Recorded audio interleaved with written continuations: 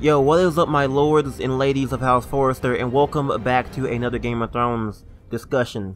This video is pretty much a follow-up to my video I made a while back called Can House Forrester Be Saved? And I want to go ahead and follow up with some events that happened in the TV show. So pretty much, spoiler alert once again for anybody who have not seen Game of Thrones Season 5. Or even most importantly, Season 6, go ahead and watch that right now. I mean, Season 6 is the greatest thing you can ever witness in life. No, but it was a pretty outstanding season of Game of Thrones, so go ahead and watch that if you have not already. So let's go ahead and get into the video while people are clicking off. And let's go ahead and talk about Season 6 and 5. So, let's begin by giving a quick rundown on how the Forresters are involved with the events that happened in Season 6. So basically, House Forrester is a vessel of House Glover, and House Glover is a vessel of House Stark. So basically how it goes is that House Stark, their bannermen are the Glovers, and House Glover's bannermen are House Forrester. But of course, House Forrester is bannerman to House Stark because they are the liege lords of both House Forrester and House Glover. So, who is House Glover? Now, House Glover is a noble house that has a pretty decent sized army that are sworn to House Stark. But I remember at one point whenever House Forrester was looking for backup in episode 1, they actually mentioned House Glover. And they would have been their choice to go ahead and have them help out with, you know, of course, Ramsay Bolton. But at that time, House Glover was under siege, so they couldn't go ahead and help out the Forresters for that reason. Now, in Season 6 of Game of Thrones, it seems that House Glover is done with their siege, and they are pretty much all good as of Season 6 of the show. So, it was likely that House Glover would go ahead and help House Forrester. But whenever the Starks were looking for allies to go ahead and take back Winterfell from Ramsay Bolton, because Ramsay Bolton actually gained control of Winterfell, which is pretty much the seat of House Stark. So of course Jon Snow and Sansa Stark had to gain allies to go ahead and take back Winterfell from the Boltons. And to do that, they had to go ahead and gather allies who were still in allegiance with House Stark. So pretty much their first choice was to go to House Glover, who were their bannermen, but Lord Glover refused to help out the Starks to take back Winterfell. So that was when I lost hope for them helping out with the Forresters, but eventually they came to their senses, but that was pretty much after the fact, but I'll get to that later. So pretty much Sansa and Jon were going around basically gathering up forces from various houses like the Manderleys, the Mormont, like Lyanna Mormont. She is the best character in Game of Thrones so far. But anyways, yeah, Jon Snow was basically gaining an army to go ahead and take back Winterfell.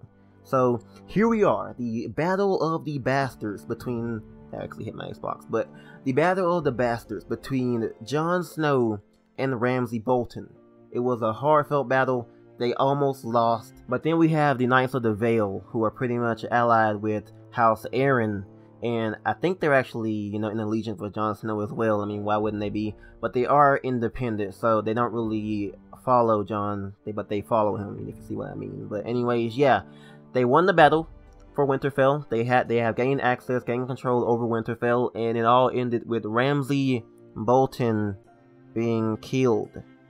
Yeah. Okay, so of course Arthur Glenmore and of course Ethan Forrester have been avenged by Sansa or Jon, both of them actually. So yeah, that's a big thing because House Bolton, their bannermen are House Whitehill. So where are they going to be without the support of House Bolton? They pretty much don't have any liege lords to look up to anymore. So that's a big thing.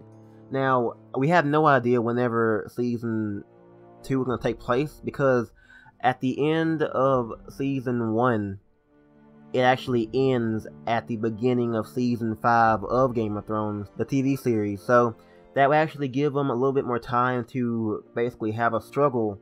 But then, whenever they get to the end of, like, you know, going into Season 6 territory, how are they actually going to not win? House Stark has pretty much been rebuilt. Jon Snow is now the king in the north, and Sansa Stark is pretty much wardenness of Winterfell, and they need all the help they can get. So I guess that saving the Forresters would be a huge thing, and reclaiming the Forresters seat would be a huge advantage. So I don't see how the Forresters would end up, losing unless House Whitehill acts fast and tries to eradicate every Forrester before they actually end up noticing, or at least, trying to go ahead and retaliate against them. So yeah, there's some big things that happened in season 6 of the show that actually brings up a ton of things that can go good in the game. So I'm not really sure what's going to happen there, because as of right now,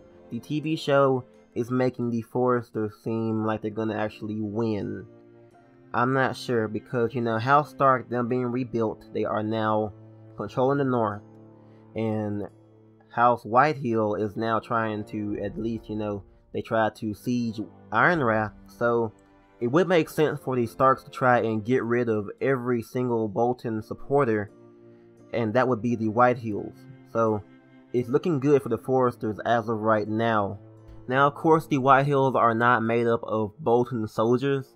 They're pretty much, Whitehills as well as sellswords, because if you remember, Lord Whitehill actually went ahead and got some sellswords to actually, fight for House Whitehill. Mira actually stopped him getting even more sellswords, but he still has a pretty large army. I doubt it's a bigger army than what Jon Snow has accomplished. We pretty much have a good run as of right now. So what do you guys think? I forgot to mention this, but of course Daenerys Targaryen, who is accompanied by Malcolm Branfield, or at least doing a mission for her, they are actually securing an alliance between the Forresters and the Targaryens. So yeah, Daenerys is actually coming to Westeros, okay? She gathered an even bigger army, she gained more Dothraki, and she has, her army as well. She has dragons, and if the Forresters and Targaryens actually go into an alliance, there's no way the Forresters can lose. Like, they have House Stark, who has a bunch of support in the north. They have House Targaryen, who is, coming to Westeros, and has a bunch of supporters. She has the Unsullied, her dragons, she has the Dothraki. She is doing great. So how is the Forresters going to, not lose? Now, pretty much, okay, this sounds way too easy. How are Telltale going to make a great struggle, a great conflict with all of these good things happening for the Forresters? It sounds too good to be true for me. I'm not sure, because, if they don't incorporate this, it'll be kind of, it kind of makes a plot hole, because pretty much the Starks are back in a great seat of power, so why aren't they helping you? But in a way, it would make sense, because, the story has to have a conflict. It can't be like, oh, look at our army, we have these Starks here, we're gonna win. It sounds a bit too easy for me. So what do you guys think is going to happen in Season 2 regarding all the events that happened in Season 6 that involve the Forresters, or at least their liege lords? So tell me what you guys think about that as of right now. Go ahead and comment down below. What do you guys think the Starks will do about the Forresters, or the Forresters may not have any support at all and just be on their own? What do you guys think is going to happen as of right now? Because pretty much House Stark's battle is not over yet. They still have the threats of the White Walkers to deal with, so that could be a problem that could prevent House Stark from helping out House Forrester. So what do you guys think about that? That was my example. Basically, the White Walkers could actually prevent House Stark from helping out House Forrester. That could be an option. So what do you guys think is going to happen in Season 2 regarding this new info, these new events that could affect Season 2? That's pretty much it from me. Thank you all for watching. If you guys did enjoy, go ahead and leave a thumbs up and subscribe for more Game of Thrones videos. I'm InfernoKun, and I'll catch you guys next time on Game of Thrones. From eyes we Forresters born, to eyes we all return.